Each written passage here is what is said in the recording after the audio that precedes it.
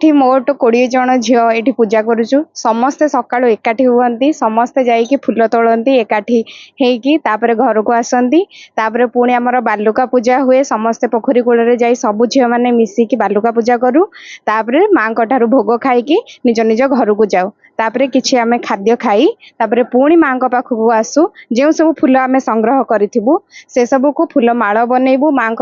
माँ को भल भाव सजैबू चिता झोटी देई आउ पुणी थरे घर को जाई माँ सब भोग सामग्री एकाठी करिबू तापरे पुणी समस्ते संध्या हेले एकाठी आसिकी भोग नहीं पूजा आरंभ करिबू माँ पाखे माँ गीत बोला जाए माँ को पूजा करा भोग भोग दीप धूप नैवेद्य सब करा तापरे सब पूजा सारिले माँ पाखे आमे आम निज भाई मानक पई आउ आम निज पई मध्य माँ पाखे शुभ मनासिकी माँ को पूजा करी एठारू फेरू। मु खुदुरुकुणी आज 17 वर्ष हेलाणी करछि तो बहुत खुशी अच्छी सब सांगसाथी मिसिकी आमे खुदुरुकुणी करू।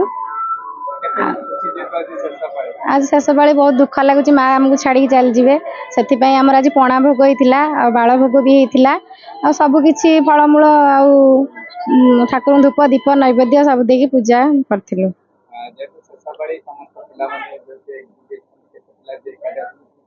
आमर आज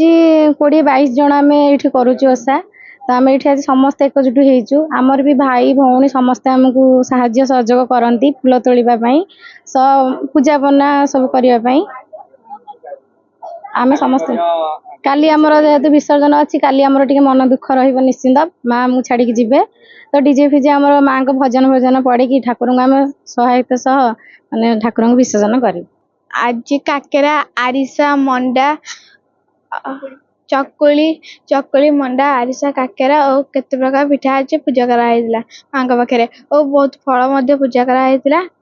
जेपरी काकुड़ी कदली सेव कमला अंगूर। आज तो बहुत दुख भी लगुच और खुशी भी लगुच कल आज आम माँ पाखे शेष दिन आम आउ केबे एकाठी पारिबनी आम समस्त आज मिसिकी आम पूजा करूँ आउ केबे आम मिसी पारिबनी कि पूजा करि परिबनी। जय माँ मंगला आज जेहेतु शेष पाड़ी आम जी खुशी भी अच्छु से दुख भी लगुच आज आम माँ को खुशी सह शेष पाड़ी जेहेतु पूजा करूँ आज आम कदली नड़िया पिठापणा सेव कोली सबू फल संग्रह कर पूजा करूँ आउ काली जेहेतु विसर्जन माँ आमको छाड़ी चली जाए तो दुख तो बहुत लगे आम जमी एकत्र समस्ते पूजा करूँ सेमती करूँ आउ पुणी वर्ष पर एकत्र हो तो से बहुत दुख भी लगुच।